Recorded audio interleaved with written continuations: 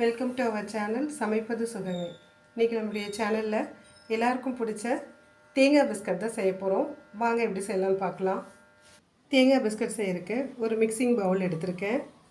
அதில் ஒரு cup sugar மிக்சியில் பொடி பண்ணி எடுத்திருக்கேன், போட்டுக்கலாம். அதே கப்பில் பாதி அளவுக்கு நம்ம நெய் எடுத்திருக்கோம். நெய் வந்து நல்லா மெல்ட்டாக இருக்கிற மாதிரி தான் எடுத்திருக்கேன். நீங்கள் எந்த கப் யூஸ் பண்ணுறீங்களோ அதுலேயே எல்லா மெஷர்மெண்ட்டும் எடுத்துக்கோங்க, அப்போ தான் அது சரியாக இருக்கும். நல்லா ஒரு விஸ்க் வச்சு நல்லா கலந்து கொடுங்க.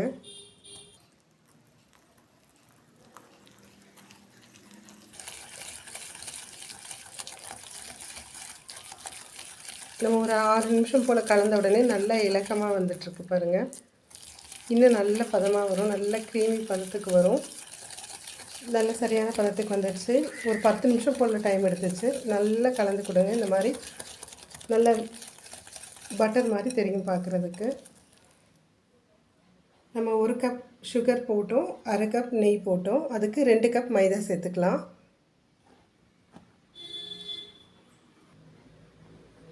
கால் ஸ்பூன் சோடா உப்பு சேர்த்துக்கலாம்.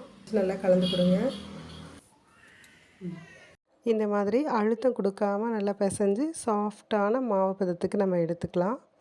அதில் போட்டிருக்க நெய் நம்முடைய கையோட சூட்டில் நல்லா இலகி இந்த ட்ரையாக இருக்கிற இந்த மாவு நல்ல பதத்துக்கு வந்துடும். பிசைஞ்சு எடுத்துக்கலாம். நம்ம இந்த ஸ்டேஜில் நம்ம ஒரு 1/2 கப் அளவுக்கு தேங்காய் துருவல் சேர்த்துக்கலாம்.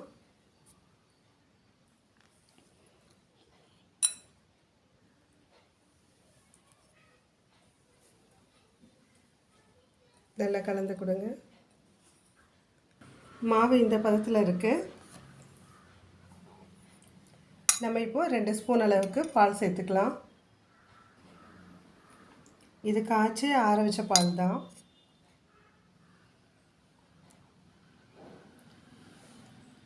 இப்போ பிசைஞ்சால் நல்ல சரியான பதத்துக்கு வரும். எனக்கு அதுக்கப்புறமும் ஒரு 2 ஸ்பூன் தேவைப்பட்டுச்சு மாவு பிசைகிறதுக்கு. மொத்தம் 4 ஸ்பூன் பால் விட்டுருக்கு. மாவு பாருங்கள் நல்லா பிசைஞ்சாச்சு. ஆனால் இந்த மாதிரி உதுத்து விட்டாலும் இந்த மாதிரி வரும். இதுதான் சரியான, இப்படி இருந்தால் தான் பிஸ்கட் வந்து கரெக்டாக பதத்துக்கு வரும். இப்போ நம்ம பிஸ்கட் செய்ய ஸ்டார்ட் பண்ணிடலாம்.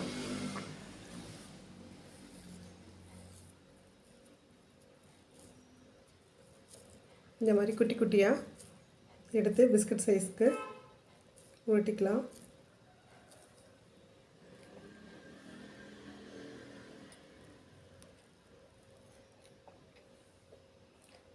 இந்த மாதிரி லைட்டாக ப்ரெஸ் பண்ணிவிட்டு உங்களுக்கு மேலே பிடிச்ச டிசைன் ஃபோர்க் வச்சு நைஃப் வச்சு என்ன டிசைன் வேணாலும் போட்டுக்கோங்க.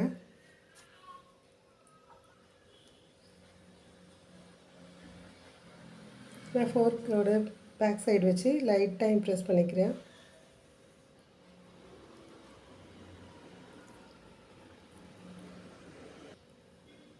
இந்த மாதிரி சைட்லலாம் லைட்டாக கிராக்காக இருந்தால் தான் பிஸ்கட் வந்து நல்லா வரும்.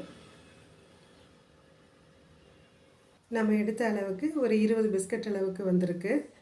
நம்ம இதை இப்போது இந்த பிஸ்கட்டை அவன் இல்லாமல் நம்ம வந்து பேக் பண்ண எடுக்க போகிறோம்.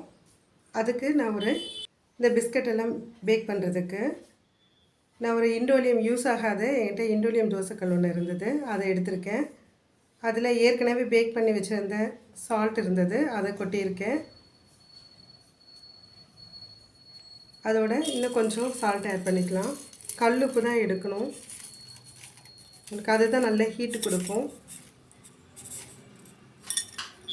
நல்லா அப்படியே பரப்பி விடலாம்.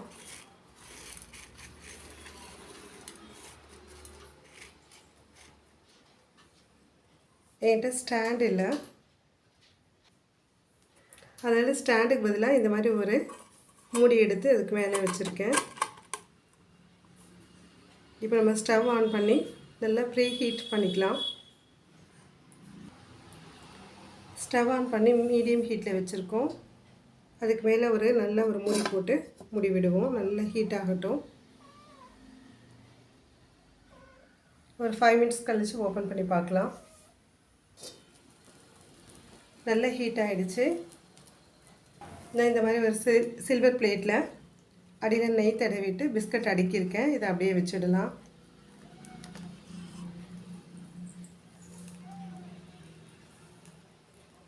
வச்சுட்டு நல்லா கவர் பண்ணிடலாம். ஒரு 40-50 நிமிஷம் டச் பண்ணவே வேண்டாம். அது நல்லா வெந்து வரும். நான் 45 மினிட்ஸ் கழித்து நீங்கள் அதை ஓப்பன் பண்ணி பாருங்கள். அடியில் நல்லா ஒரு டார்க்காக வெந்திருக்கும், மேலே சாஃப்டாக தான் இருக்கும். அது அப்புறம் ஒரு 1/4 மணி நேரம் கழித்து ஆறின பிறகு, பிஸ்கட் ஆறின பிறகு கிறிஸ்பாக வந்துடும். பேக் ஆகட்டும். பிஸ்கட் ரெடி ஆகிடுச்சு. மீடியம் ஹீட்டில் 20 நிமிஷம் வச்சுருந்தேன். அதுக்கப்புறம் ஸ்லோ சிம்மில் வச்சுருந்தேன். 10 மினிட்ஸ் வச்சுருந்தேன். நல்ல பதமாக வந்துடுச்சு. பார்ப்போம், எடுத்து பார்க்கலாம். இதே போல் அடுத்த செட்டையும் நம்ம பேக் பண்ணி எடுத்துக்கலாம். ஃபஸ்ட்டு செட்டு பேக் ஆகிறதுக்கு தான் லேட் ஆகும். அடுத்தது ரொம்ப அதில் ஏற்கனவே சால்ட்டில் சூடு இருக்கிறனால சீக்கிரமாக ரெடி ஆகிடும். பார்த்து கவனமாக ஒரு 20 மினிட்ஸ்லேயே எடுத்துடலாம். பாருங்கள், இவ்வளோ நல்லா கரெக்டாக குக் ஆகிருக்கு. சூப்பராக இருக்குது. நம்ம கடைகளில் வாங்குகிற மாதிரியே கரெக்டாக இருக்குது பாருங்கள். இவ்வளோ சுலபமாக நம்ம வீட்டில் ஈஸியாக செய்ய முடியும். பேக் பண்ணுறதுக்கு தான் உங்களுக்கு டைம் எடுக்கும். நல்ல கனமான குக்கர் அல்லது அடிகனமான பாத்திரத்தில் மணல் நிரப்பி அல்லது சால்ட் பரப்பி நம்ம இந்த மாதிரி பேக் பண்ணி எடுத்துக்கலாம். இதே அளவுகளோடு நீங்கள் வீட்டில் செஞ்சு பாருங்கள். பர்ஃபெக்டாக வரும். அதோட டேஸ்ட்டும் ரொம்ப நல்லா இருக்கும். நீங்கள் ட்ரை பண்ணி பார்த்துட்டு கமெண்ட்ஸில் தெரியப்படுத்துங்க. Thanks for subscribing. Thanks for வாட்சிங்.